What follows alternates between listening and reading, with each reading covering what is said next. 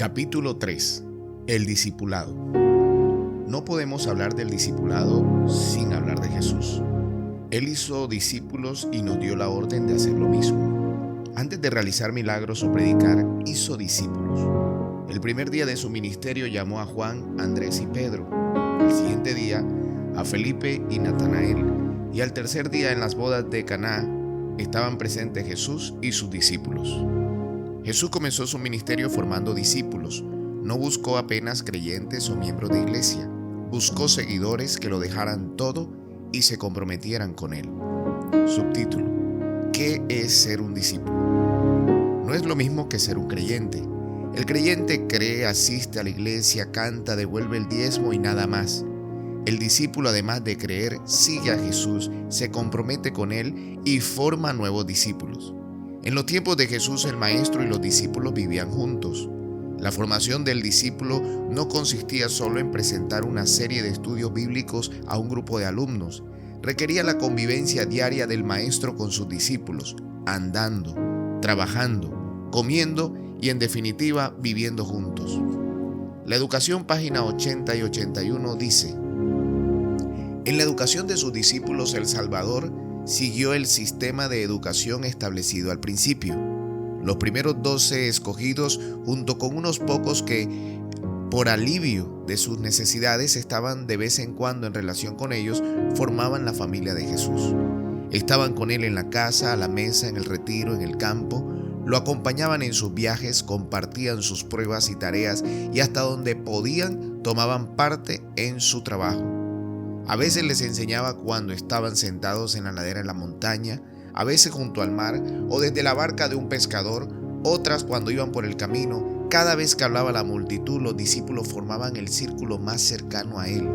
Se agolpaban en torno a él para no perder nada de su instrucción. Eran oidores atentos, anhelosos de comprender las verdades que debían enseñar en todos los países y a todas las edades. Subtítulo: discípulos y discípulos líderes. Sin embargo, el Nuevo Testamento, al hablar de los discípulos, se refiere a dos clases de seguidores: los discípulos y los discípulos líderes. Jesús, por ejemplo, escogió 12 discípulos a quienes formó para establecer su iglesia. Fue un grupo selecto de personas que instruyó y formó personalmente. Necesitó 3 años para hacerlo, pero al morir, ellos estaban listos para cumplir la misión de establecer su iglesia. No obstante, el término discípulo se refiere también a todos los seguidores de Jesús en general, no únicamente a los discípulos líderes. De manera que la expresión discípulo se aplica a los alumnos de un maestro en una relación de instructor-aprendiz, como lo hizo Jesús con los 12. A todos los que aceptan el Evangelio y siguen a Jesús, no únicamente a los discípulos líderes. De manera que la expresión discípulo se aplica a los alumnos de un maestro en una relación de instructor-aprendiz, como lo hizo Jesús con los 12, o a todos los que aceptan el Evangelio y siguen a Jesús. En los tiempos de Cristo, además de los 12, había otros seguidores de Jesús, entre los cuales, por ejemplo, estaban los discípulos que se encontraron con Jesús después de la resurrección camino a Emaús, o el grupo de mujeres seguidoras. Subtítulo: seguir al Cordero. El apóstol Juan describe la escena de los redimidos en el cielo. Estos son los que siguen al Cordero por donde quiera que va. Fueron redimidos de entre toda la gente como los primeros frutos para Dios y para el Cordero. Apocalipsis 14:4. De acuerdo con este versículo, los redimidos tienen la principal característica de ser seguidores del Cordero. Son discípulos del Cordero, pero ¿cómo podrán seguir al Cordero en el cielo si no aprendieron a seguirlo en la tierra? En este libro usaremos la palabra discípulo para referirnos a la persona que acepta a Jesús y se dispone a seguirlo hasta el fin, formando a otros discípulos en el camino. Formar a un discípulo no es fácil. La mayoría de los creyentes se limita a ser una especie de miembro de algún club religioso que se reúne los sábados para disfrutar de un buen programa espiritual y nada más. Pero no es un asunto de falta de voluntad. Creo más bien que se debe a la incomprensión de la orden divina. Subtítulo: la orden. La orden que nos dio el Maestro no se limita a predicar el Evangelio y bautizar, sino principalmente a ser discípulos. Dice Mateo 28, 19 al 20, por tanto vayan y hagan discípulos en todas las naciones y bautícenlos en el nombre del Padre, del Hijo y del Espíritu Santo. Enséñenles a cumplir todas las cosas que les he mandado y yo estaré con ustedes todos los días hasta el fin del mundo. La mayoría de los eruditos considera que el verbo imperativo de este texto es el verbo hacer. Los otros verbos del texto giran en torno de la orden divina de hacer discípulos. Ir, bautizar y enseñar indicarían la manera de cumplir la orden de hacer discípulos. No se hace un discípulo en una campaña de evangelismo o con la simple exposición de estudios bíblicos. Tampoco se hace discípulos en una semana o en un mes. Requiere tiempo y convivencia. El discípulo es un ser en permanente crecimiento y el crecimiento no es un evento, sino un proceso. Subtítulo: El sello del maestro. Una de las principales características del discípulo es que lleva el sello de su maestro o discipulador. Jesús lo dijo: al discípulo debe bastarle con ser como su maestro y al siervo como su señor. Mateo 10:25. En el Nuevo Testamento encontramos 260 veces la palabra discípulo. En muchas de ellas se expresa la idea del discípulo como seguidor e imitador de su maestro.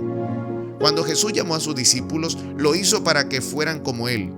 El verdadero discípulo es como su maestro y hace lo que su maestro hace. Pablo llegó a ser discípulo de Cristo y después escribió a los Corintios: imítenme a mí, así como yo imito a Cristo. Primera de Corintios 11:1. Y a los filipenses: hermanos, sean ustedes imitadores de mí, según el ejemplo que ustedes tienen de nosotros. Filipenses 3:17.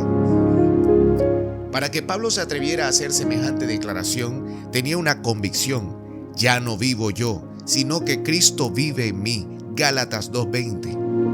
¿Y cómo Pablo llegó a la experiencia? A través del compañerismo diario con Jesús. No era un compañerismo corporal como lo habían tenido los primeros 12, sino el mismo compañerismo diario que nosotros podemos cultivar con Jesús, aunque no lo veamos con los ojos físicos. Por lo tanto, todos nosotros que miramos la gloria del Señor a cara descubierta, como en un espejo, somos transformados de gloria en gloria en la misma imagen como por el Espíritu del Señor. Segunda de Corintios 3:18. El discípulo vive una experiencia diaria de transformación, una experiencia que no se limita a la emoción, sino que es práctica. Incluye el estudio diario de la Biblia, la oración constante y la testificación. Testificar es formar a otro discípulo. Cuando esa experiencia de comunión diaria con Cristo llega a ser una realidad, sucede lo que el espíritu de profecía dice. Al someternos a Cristo, nuestro corazón se une al suyo, nuestra voluntad se fusiona con su voluntad y nuestra mentalidad se vuelve una con la de Él. Nuestros pensamientos serán llevados cautivos a Él, vivimos su vida. Cuando el propio yo es sometido a Cristo, el verdadero amor brota espontáneamente. No es una emoción o un impulso, sino la decisión de una voluntad santificada. 1 MCP, página 171. Entonces, y solo entonces, se hará una realidad el sueño divino de ver a su iglesia iluminando el mundo con la gloria del Señor, porque el mundo necesita evidencias de sincero cristianismo. Una profesión de cristianismo puede verse por doquiera, pero cuando el poder de la gracia de Dios se vea en nuestras iglesias, los miembros realizarán las obras de Cristo. Los rasgos de carácter naturales y hereditarios serán transformados. Al morar en ellos, su espíritu los capacitará para que revelen la semejanza de Cristo y el éxito de su obra estará en proporción con la pureza de su piedad. Testimonio para los ministros, página 350. Subtítulo: Estar con Cristo. Por esta razón, cuando Jesús llamó a sus primeros discípulos, los designó para que estuvieran con Él para enviarlos a predicar. Marcos 3:14. Nota los dos desafíos del discípulo. Primero, estar con su maestro y después predicar. Primero, ser y después hacer. Al estar con el maestro, el carácter de Jesús se reproduciría en el discípulo y las personas verían la gloria, el carácter de Jesús en la vida de sus discípulos. Entonces, el cumplimiento de la misión no consistiría en la simple exposición de un cuerpo doctrinario, sino en la revelación del carácter de Jesús al mundo. Palabras de vida del Gran Maestro en la página 342 dice: El último mensaje de clemencia que ha de darse al mundo es una revelación de su carácter de amor. Los hijos de Dios han de manifestar su gloria en su vida y su carácter. Han de revelar lo que la gracia de Dios ha hecho por ellos. Esa es la verdadera misión. Fe y Obras, página 62 dice: debemos salir a proclamar la bondad de Dios y a poner de manifiesto su verdadero carácter ante la gente. Debemos reflejar su gloria. ¿Hemos hecho esto en el pasado? ¿Hemos revelado el carácter de nuestro Señor por precepto y ejemplo? Naturalmente, revelar el carácter de Jesús no es exponer una simple teoría. Las personas necesitan ver a Jesús en la vida de sus discípulos. Ellos son la sal de la tierra. La sal no hace nada para darle sabor a los alimentos. Simplemente es sal. Ellos son la luz del mundo y la luz no necesita hacer nada para alumbrar. Solo tiene que ser luz. Por eso los discípulos tenemos el deber de reflejar el carácter de Jesús. Deberíamos dejar que la hermosa imagen de Jesús aparezca en todas partes, sea que estemos en la iglesia, en nuestros hogares o en alguna reunión social con nuestros vecinos. Subtítulo: ¿Cómo se formaron los primeros discípulos? La pregunta que debemos responder a esta altura es la siguiente: ¿cómo se forma un seguidor de Cristo? ¿Cómo se hace un discípulo? Veamos las instrucciones de Jesús en Mateo 28, 19 al 20. Por tanto, vayan y hagan discípulos en todas las naciones y bautícenlos en el nombre del Padre y del Hijo y del Espíritu Santo. Enséñenles a cumplir todas las cosas que les he mandado y yo estaré con ustedes todos los días hasta el fin del mundo. Este texto presenta 3 acciones indispensables en la formación de un discípulo: buscar, bautizar y enseñar. Todo esto demanda tiempo. No se busca en un minuto. Buscar requiere paciencia. Tampoco se enseña en un día. La enseñanza es un proceso. Tiene inicio pero no fin. Un discípulo nunca termina de formarse. Vive en permanente desarrollo. Pablo decía que él mismo no pretendía haberlo alcanzado. Cuando Jesús formó a sus discípulos, nos enseñó algo que no debemos olvidar. Los nuevos discípulos, después de encontrarse con el Maestro, salieron a buscar. Cada uno partió en busca de otra persona para traerla a Jesús. Observa la dinámica de la testificación presentada por Juan. En Juan 1, 35 y 36 dice: el siguiente día otra vez estaba Juan y 2 de sus discípulos, y mirando a Jesús que andaba por allí dijo: he aquí el Cordero de Dios. Subtítulo: no hay discipulado cristiano sin Cristo. Nota que Juan el Bautista exalta a Jesús. No existe discipulado cristiano sin Cristo. Jesús dijo: y cuando yo sea levantado de la tierra, atraeré a todos a mí mismo. Juan 12:32. Si deseas formar a un discípulo, lo primero que necesitas hacer es que la persona se enamore de Jesús. ¿Y cuál fue el resultado de la actitud de Juan? Le oyeron hablar los 2 discípulos y siguieron a Jesús. Juan 1:37. Seguirlo será siempre el resultado de exaltar al Señor. Cuando Jesús es exaltado delante de los hombres, nadie resiste. Hay en el Maestro de Galilea una atracción maravillosa que derrite los corazones. Nadie discute ni argumenta. Las personas simplemente caen a sus pies y lo aceptan como su Salvador. Eso fue lo que hicieron los discípulos de Juan. Lo siguieron y se quedaron con Jesús. Ellos nacieron en el reino de Dios, descubrieron el amor de su vida y no pudieron permanecer callados. Necesitaron compartir su descubrimiento haciendo a otros discípulos. ¿Por qué? La razón es simple. Deseado de toda la gente, página 162 dice: cada verdadero discípulo nace en el reino de Dios como misionero. El que bebe del agua viva llega a ser una fuente de vida. El que recibe llega a ser un dador. La gracia de Cristo en el alma es como un manantial en el desierto, cuyas aguas surgen para refrescar a todos y hace a los que están por perecer ávidos de beber el agua de la vida. Un misionero es aquel que cumple la misión. Este es el verdadero discípulo. No puede permanecer en silencio. Necesita compartir a Jesús. El texto bíblico continúa relatando que Andrés, hermano de Simón Pedro, era uno de los 12 que había oído a Juan y había seguido a Jesús. Este halló primero a su hermano Simón y le dijo: hemos hallado al Mesías, que traducido es el Cristo. Juan 1:40 al 43. Andrés halló primero a Pedro. El verbo clave es hallar. No puedes hallar lo que no buscas. Andrés buscó a Pedro. La maravilla de su descubrimiento fue tan grande que no pudo permanecer callado. Salió a buscar a otro para transformarlo en discípulo de Jesús.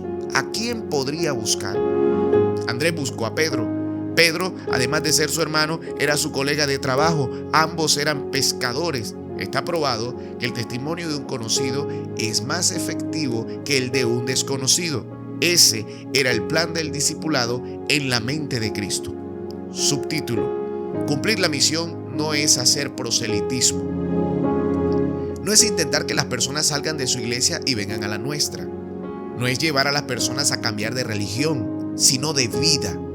Estar en la iglesia es un resultado natural de haber cambiado de vida.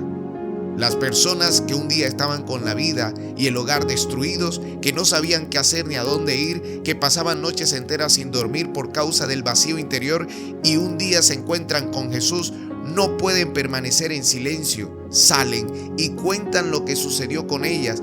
Es una compulsión nacida del amor, una motivación que brota de una nueva perspectiva de la vida.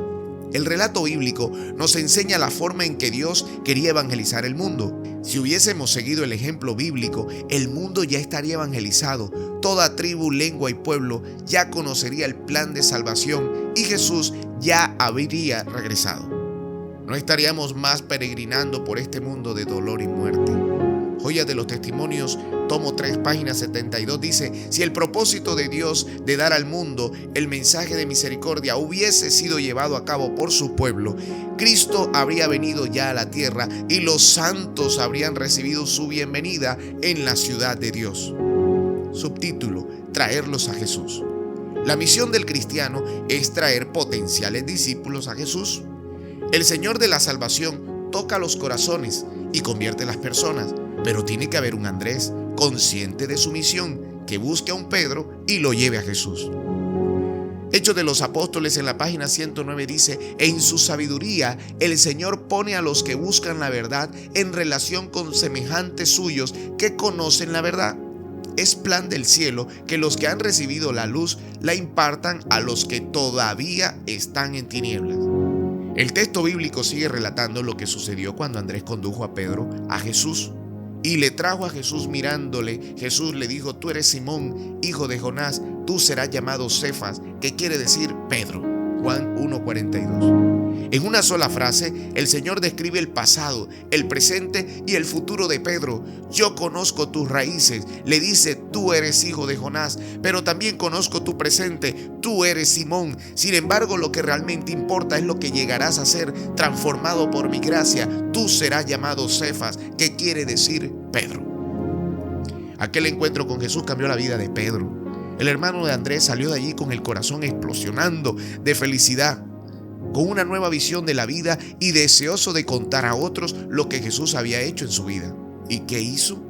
¿Buscó a una persona extraña para contarle su maravilloso encuentro con Jesús? No. A las personas extrañas difícilmente les interesa lo que ocurre en la vida de los desconocidos. Cada uno está ocupado en sus propios problemas. Pedro no buscó un extraño. El texto no lo dice explícitamente, pero el contexto sí. El siguiente día quiso Jesús ir a Galilea y halló a Felipe y le dijo: sígueme. Y Felipe era de Betsaida, la ciudad de Andrés y de Pedro. Esta última frase lo explica todo. Felipe era de Betsaida, la ciudad de Andrés y Pedro. ¿Por qué piensa que esa frase está ahí? ¿Qué es lo que Juan quiso decir? Betsaida era una región pequeña y en los alrededores de Betsaida estaba Capernaum, que también era una ciudad pequeña. En las ciudades pequeñas todos se conocen. Pedro y Felipe eran vecinos. ¿Y qué hacen las personas que aceptan a Jesús como su Salvador? Joya de los Testimonios, tomo 3, páginas 61-62, dice: en el círculo de la familia, en los hogares de nuestros vecinos, al lado de los enfermos, muy quedadamente podemos leer las Escrituras y decir una palabra en favor de Jesús y la verdad. Entonces Pedro buscó a su vecino Felipe y le contó su gran descubrimiento. El resultado fue la conversión de Felipe, y con él también sucedió lo que sucede con toda persona que se convierte.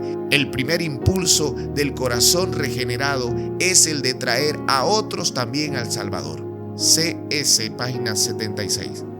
Pero nota lo que Felipe hizo para testificar.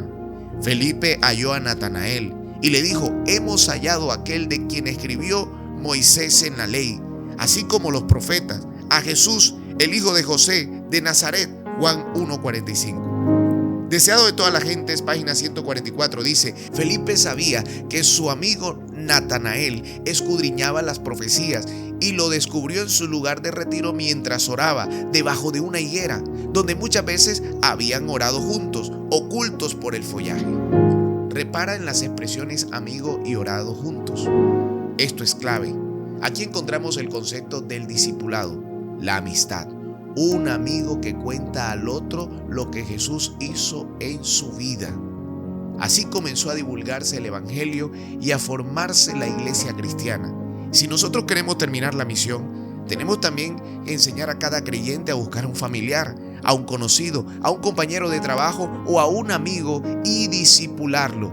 El espíritu de profecía afirma: con el llamamiento de Juan, Andrés, Simón, Felipe y Natanael empezó la fundación de la iglesia cristiana. Juan dirigió a 2 de sus discípulos a Cristo. Entonces uno de estos, Andrés, halló a su hermano y lo llevó al Salvador. Luego Felipe fue llamado y buscó a Natanael. Estos ejemplos deben enseñarnos la importancia de que nuestros parientes y amigos y vecinos, en la familia misma, en el vecindario, en el pueblo en que vivimos, hay para nosotros trabajo que debemos hacer como misioneros de Cristo. CB, página 281. En 1886, la sierva del Señor escribió: en Evangelismo, página 302, dice: resulta sumamente difícil atraer a la gente.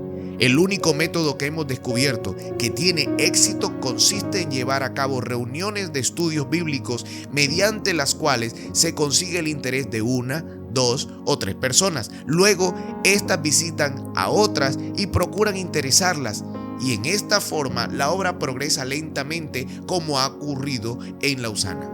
La expresión "luego estas visitan a otras y procuran interesarlas" es más que interesante. La sierva de Dios también seguía la dinámica de la testificación instituida por Jesús. Un cristiano que busca a otra persona y la trae a Jesús, y enfatiza muchas veces esta manera de cumplir la misión. Son muchos los que necesitan el ministerio de corazones cristianos amantes. Muchos han descendido a la ruina cuando podrían haber sido salvados si sus vecinos, hombres y mujeres comunes, hubiesen hecho algún esfuerzo personal en su favor. Muchos están aguardando a que se les hable personalmente. En la familia misma, en el vecindario, en el pueblo en que vivimos, hay para nosotros trabajo que debemos hacer como misioneros de Cristo. CV, página 281. Subtítulo: formar discípulos. La idea central del discipulado cristiano es la relación personal de cada creyente con la persona a quien desea discipular. En una campaña de evangelización se puede conseguir nuevos creyentes, pero no nuevos discípulos. Nuestro desafío es preparar discípulos para encontrarse con Jesús. Los discípulos forman parte de la iglesia gloriosa que Jesús viene a buscar. Formar un discípulo requiere un trabajo de persona a persona. Cada cristiano forma a otro cristiano, enseñando no apenas conceptos doctrinarios, sino un estilo de vida. Subtítulo: discípulos discipuladores. Hablemos ahora de la necesidad de discípulos formadores de discípulos. Mateo relata lo siguiente: al ver las multitudes, Jesús tuvo compasión de ellas porque estaban desamparadas y dispersas, como ovejas que no tienen pastor. Entonces dijo a sus discípulos: ciertamente es mucha la mies, pero son pocos los segadores. Por tanto, pidan al Señor de la mies que envíe segadores a cosechar la mies. Mateo 9, 36, 38. Estas palabras de Jesús son interesantes. Hay mucha necesidad espiritual en el mundo. Gente que nace y muere sin nunca haber oído las buenas nuevas del Evangelio. Los adventistas somos actualmente en el mundo alrededor de 20 millones de miembros. Pero si solo 2 millones se transformaran en discípulos formadores de discípulos, en poco tiempo los 7,000 millones de habitantes del planeta estarían evangelizados. El problema es que la mayoría de la iglesia se limita a ser simple creyente. No son discípulos que forman discípulos, son meros espectadores de un programa sabático. Juzgan y evalúan el programa, aprueban o desaprueban, contribuyen con sus diezmos y ofrendas, pero desgraciadamente no están comprometidos con la misión. El problema no es de hoy. Ya en los tiempos de Cristo, Él decía que la mies es mucha y los obreros son pocos. Tenemos muchos miembros, pero pocos discípulos. ¿No crees que ha llegado la hora de cambiar el rumbo de las cosas?